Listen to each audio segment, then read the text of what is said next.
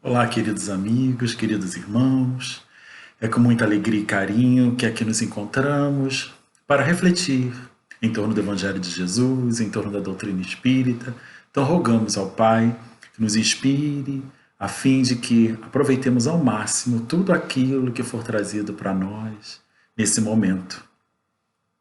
Hoje o nosso estudo, né, o estudo que foi proposto, está em cima de um questionamento. Qual o conceito espírita de amor ao próximo? Aí, sempre assim que eu costumo iniciar uma palestra, eu gosto de recomendar as fontes em que eu fui buscar, obviamente, as fontes dentro da doutrina espírita, onde a gente vai buscar as referências, né? Bom, como esse não é um tema específico, a gente encontra em diversos momentos, tanto no Evangelho segundo o Espiritismo, quanto no Livro dos Espíritos, em diferentes momentos, em diferentes questões, em diferentes itens, capítulos, algo a respeito. Então, assim, a nossa recomendação hoje é que, hoje e sempre, né, é que a gente estude a doutrina espírita para a gente compreender. Cada vez que a gente se aprofunda, se dedica a, a, a entender um pouco mais a doutrina espírita, mas esses conceitos, né, do que né, qual o conceito espírita do amor ao próximo, mas todos os outros que a doutrina espírita vem colocando para a gente melhor a gente fica com relação a esses temas, melhor a gente compreende e com mais certeza ainda a gente vai ter a oportunidade de colocá-los em prática, né? Então, vamos lá, vamos começar. Qual o conceito espírita de amor ao próximo? Para respondermos a essa pergunta, precisamos entender a máxima trazida por Kardec e que deve nortear os passos, as atitudes de todos nós espíritas. Fora da caridade não há salvação. Bom, sem o bom entendimento do que é caridade e, principalmente, se não colocamos a verdadeira caridade em prática, não conseguimos amar ao próximo. Isso é fato. Não entenderemos o outro como um irmão. Então, justamente por isso, Kardec, lá no Livro dos Espíritos, na questão 886, ele indaga a espiritualidade superior. Qual o sentido da palavra caridade? Como a entendia Jesus? Então não é simplesmente assim, qual o sentido da palavra caridade? Mas é como a palavra caridade é entendida, né? Como esse sentimento de caridade é entendido por Jesus. E a resposta da espiritualidade superior é benevolência para com todos, indulgência para as imperfeições alheias e perdão das ofensas. É uma resposta, né, até pequena e bastante objetiva e direta do entendimento de Jesus a respeito do que é a caridade. Mas ela é de uma profundidade tamanha que a gente precisa verificar direitinho o que cada item dessa, se a gente puder dividir, né, se a gente quiser dividir em três partes essa resposta, a gente entender, esmiuçar um pouco mais, para a gente perceber a profundidade dada nessa resposta pela espiritualidade amiga. Então vamos lá. Benevolência para com todos. O que é ser benevolente? É ter bom ânimo para com algo ou alguém. É quem trata alguém com boa vontade. É tratar o outro com bondade. Isso é ser benevolente. E aí a gente pensa na segunda parte, indulgência para as imperfeições alheias. O que é ser indulgente? É saber tolerar, é ter complacência, é saber compreender. Olha que interessante, né? Estamos sendo tolerantes, estamos compreendendo, temos complacência com as imperfeições dos outros? E a última parte dessa resposta que a espiritualidade dá a Kardec Perdão das ofensas. E aí, meus irmãos, quando a gente pensa em perdão, a palavra perdão, ela vem do latim, perdonare, que significa ação de perdoar, ou seja, aceitar ou pedir desculpas. Se redimir em relação a algo que está errado ou que fizemos de errado.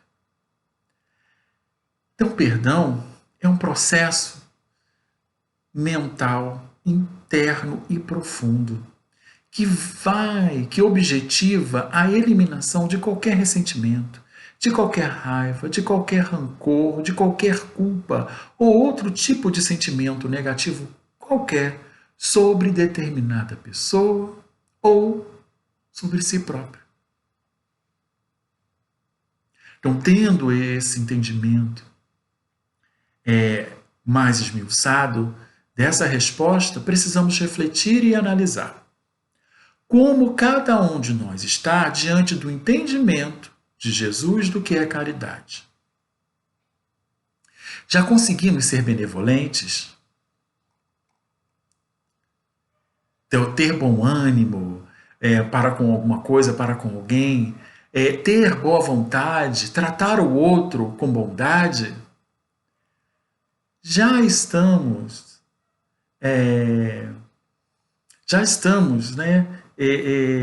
sendo tolerantes, né? Porque ser indulgente é ser tolerante, é ser complacente. Já estamos compreendendo o outro e perdoar as ofensas, né? Perdoar a todos de forma indistinta, né?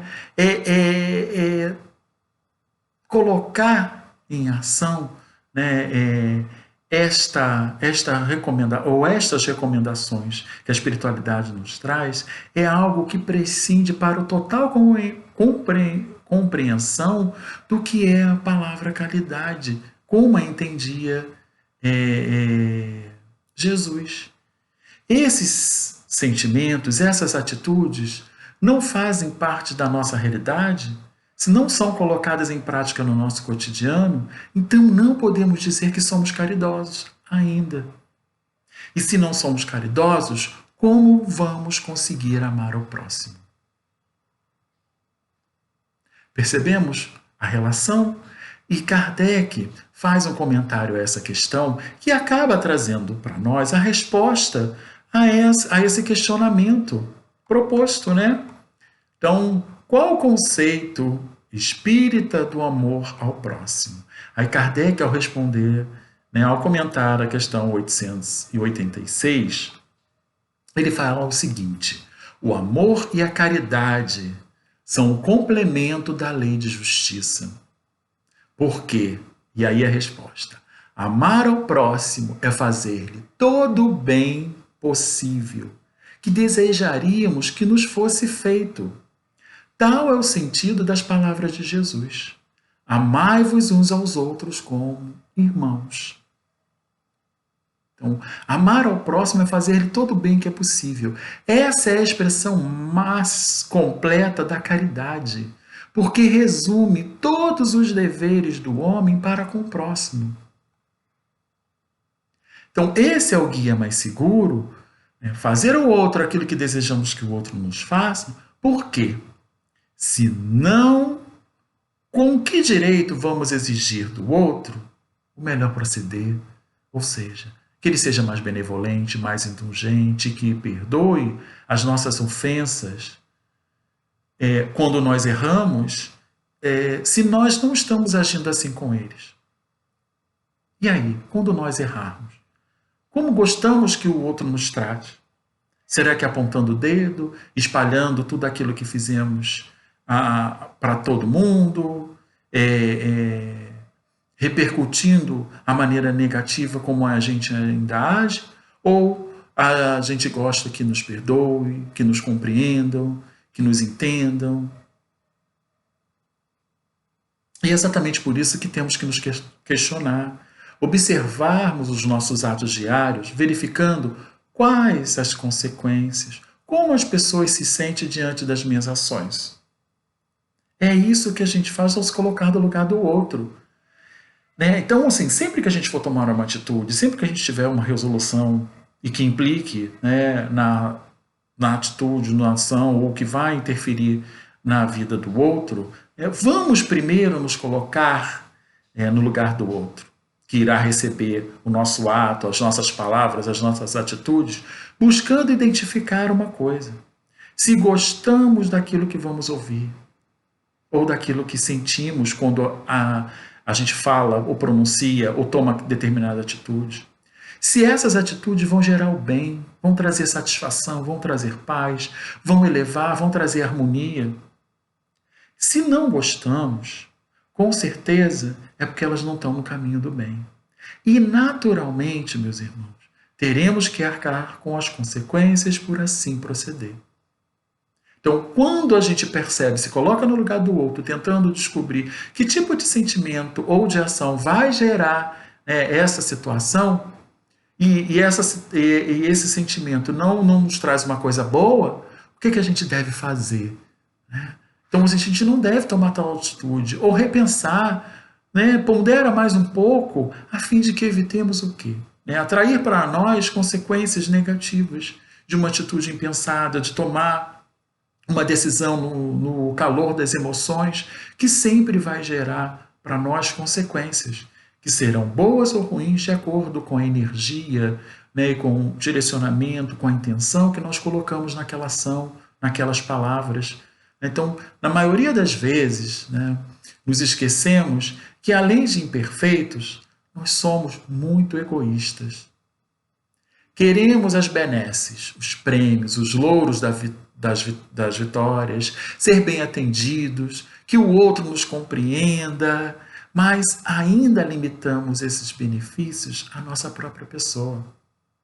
Queremos isso só para nós, né? Quando a gente ainda é um pouquinho melhor, a gente já espera que um familiar também tenha o merecimento, esse merecimento. Não é assim? Mas enquanto essas máximas não forem colocadas em práticas, trabalhadas na direção de todos indistintamente, o egoísmo continuará prevalecendo. E quais são as duas chagas ainda citadas no livro dos Espíritos, pela espiritualidade superior, que ainda contribuem, né, para esse mundo violento, intolerante, para essa sociedade ainda muito materialista, né? O egoísmo e o orgulho. Então, a resposta, portanto, a essa sociedade adoecida, violenta, odiosa, extremista, indiferente, que estamos construindo, né, que é fruto das nossas ações, dos nossos pensamentos, dos nossos desejos, nós já temos. O dia que nós adotarmos como regra de conduta a benevolência, a indulgência e o perdão das ofensas, quando esses princípios servirem de base para as nossas instituições, reinará a paz e a justiça. Reinará a paz e a justiça. E, consequentemente, não haverá mais ódios, não haverá mais disputas, não haverá mais conflitos, não haverá mais desavenças, preconceitos, extremismo. Reinará, então, a união, a concórdia, a benevolência mútua. Ou seja, todos esses sentimentos que, de alguma forma, nós estamos sentindo falta no nosso dia a dia. Como nos diz Emmanuel, numa psicografia de Chico Xavier, no livro Nesse Instante, ele coloca assim para a gente: mantendo a consciência tranquila, auxilia aos semelhantes quanto puderes e sempre que possível. A caridade é o processo de somar alegrias, diminuir males, multiplicar as esperanças e dividir a felicidade, para que a terra se realize na condição do esperado reino de Deus. Então, meus irmãos, a caridade é o processo de somar alegrias. Estamos somando alegrias? O que nós estamos compartilhando? O que nós estamos dividindo? Né? Numa época em que estamos interagindo mais nas redes sociais, pela internet, estamos produzindo mais, né, conteúdos ou consumindo mais esses conteúdos, que tipo de conteúdo a gente tem consumido, o que a gente está produzindo, o que a gente está compartilhando pelo WhatsApp, pelas redes sociais, quando a gente encontra um amigo, né? Será que a gente está somando alegrias? Uma boa mensagem, uma música edificante, uma paisagem bonita que inspira. Então, é esse olhar que a gente precisa ter. Né? Então, primeiro de somar alegrias, diminuir males. Como nós podemos contribuir para diminuir os males? Então, primeiro é não compartilhando coisas ruins. Primeiro é desejando e colocando coisas boas em tudo aquilo que a gente faz, em tudo aquilo que a gente coloca e pronuncia. Então é desejar o bem ao outro, é perceber quando alguém está triste, quando a gente se depara com uma mensagem triste de alguém, que também está bastante comum nesses dias de hoje, é a gente poder dizer que ele não está sozinho, que ele é importante, que existe um Deus, que tem todo que ele pode buscar suporte em determinado lugar. É assim que a gente vai diminuir os males que a gente encontra pelo caminho. Né? Quando a gente retira as pedras do caminho que a gente está trilhando, para que o outro passe e possa continuar o seu passo, ter o passo firme na direção do bem.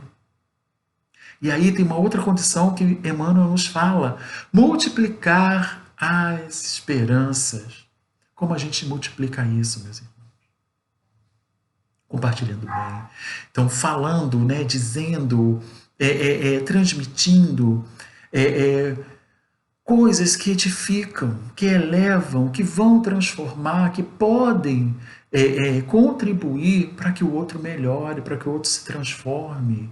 Não que a gente já tenha alcançado, mas que a gente hoje está um pouquinho melhor e pode ofertar, né? E pode ser a luz que vai iluminar esse caminho do outro. E é assim que, então, tem uma outra condição que a gente atende. A gente começa a dividir felicidade. Quando a gente compartilha o nosso bom ânimo, o nosso estado de espírito, a nossa boa vontade, né, a gente começa a multiplicar essas ações no nosso dia a dia e fazer não só do nosso dia melhor, mas do dia do outro também. Para, então, que essa terra se realize na condição do esperado reino de Deus. Então, como nós também já ouvimos falar, né, que a felicidade não é desse mundo, não é assim? A gente sempre ouve falar isso, né? Bom, ela não é desse mundo que a gente está vivendo hoje, né? De provas e expiações.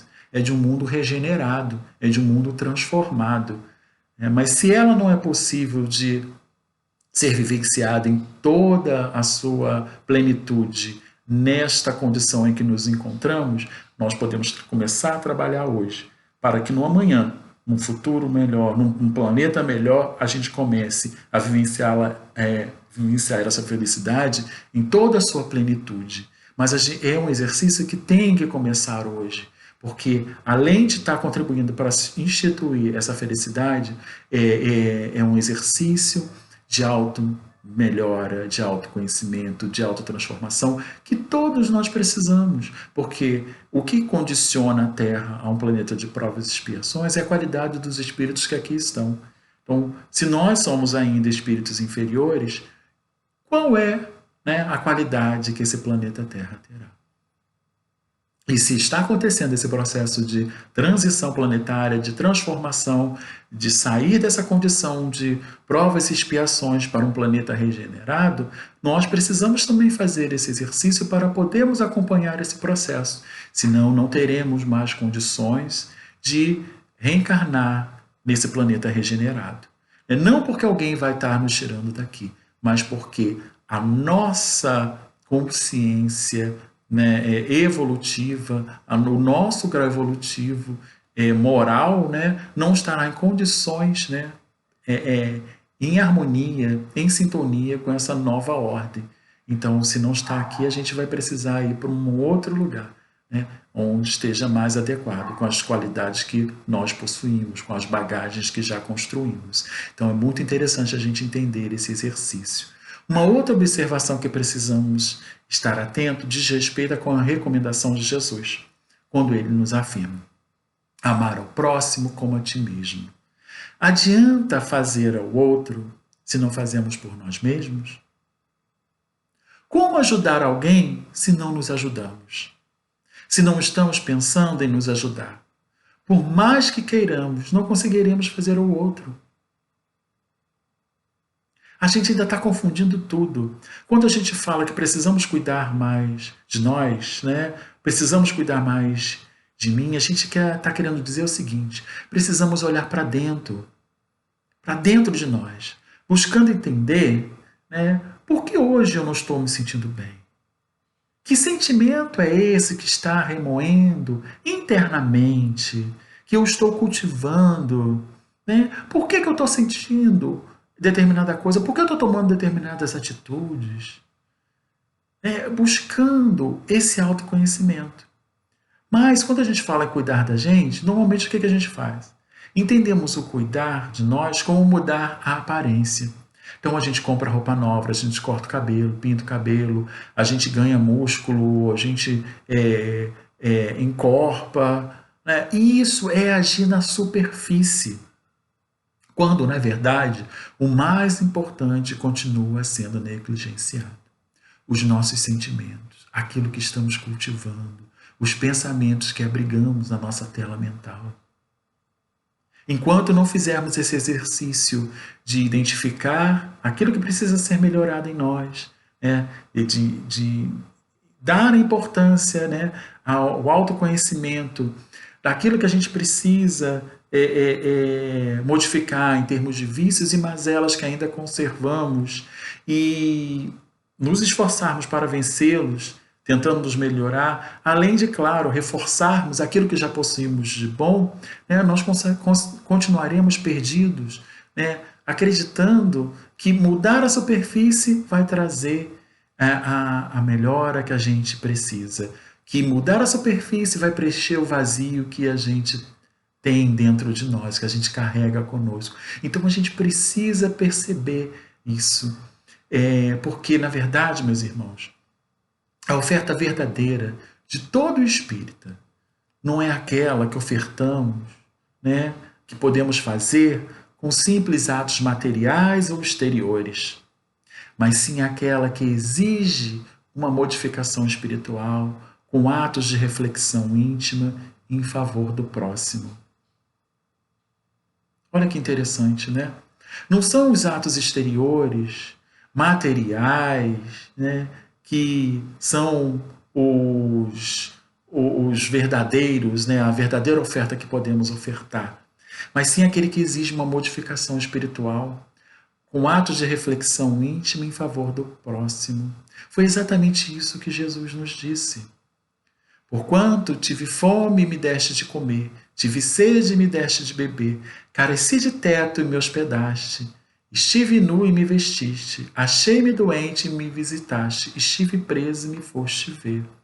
Então, quando ofertamos o amor de forma indistinta a todos, o fruto dessa ação acaba chegando até a Deus.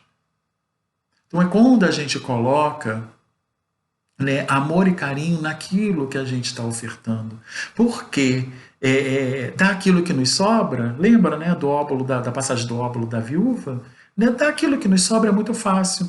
A roupa que não serve mais, o sapato que a gente já não gosta, né, o móvel, né, que para a gente já não tem mais utilidade. Isso é o que está sobrando. Mas o que a gente tem dado de efetivo, né, que nos faria falta ou que nós dependemos ainda?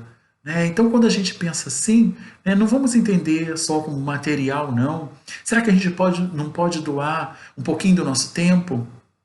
Será que a gente não pode ouvir um outro que está precisando desabafar? Será que a gente não pode ligar para alguém perguntando: como você está, meu irmão? O que eu posso fazer para te ajudar? Sabe que você é muito importante para mim.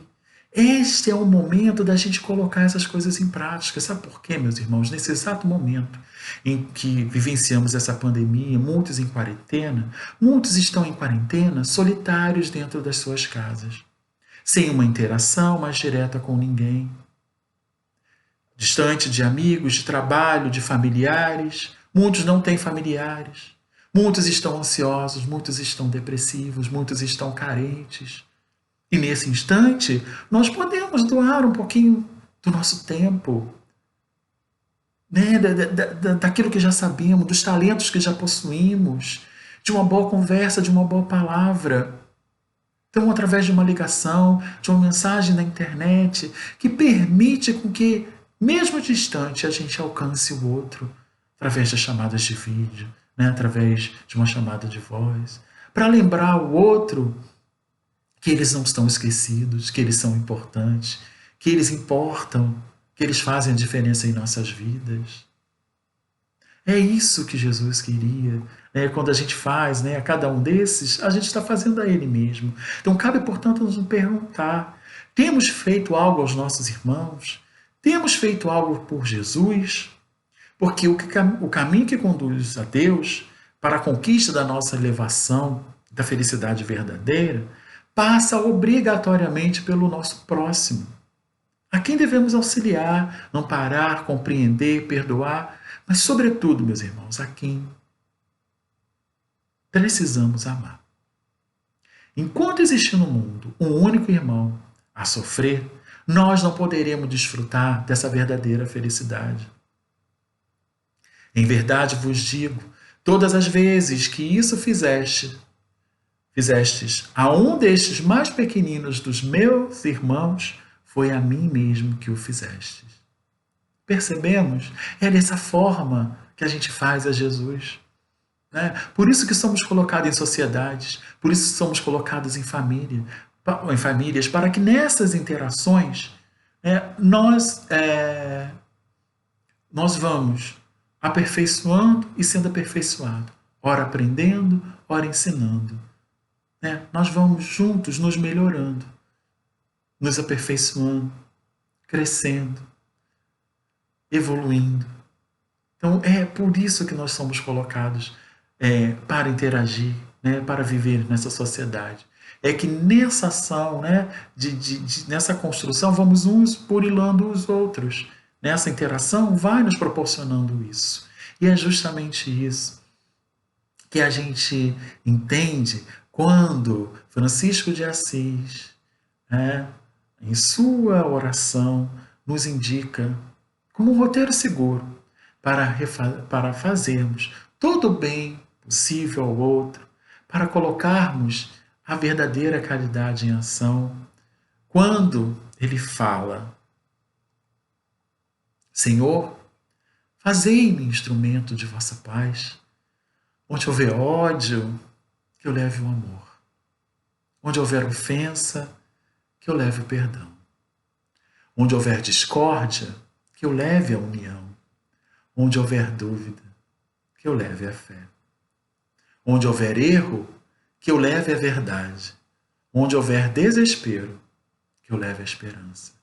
Onde houver tristeza, que eu leve a alegria. Onde houver trevas, que eu leve a luz.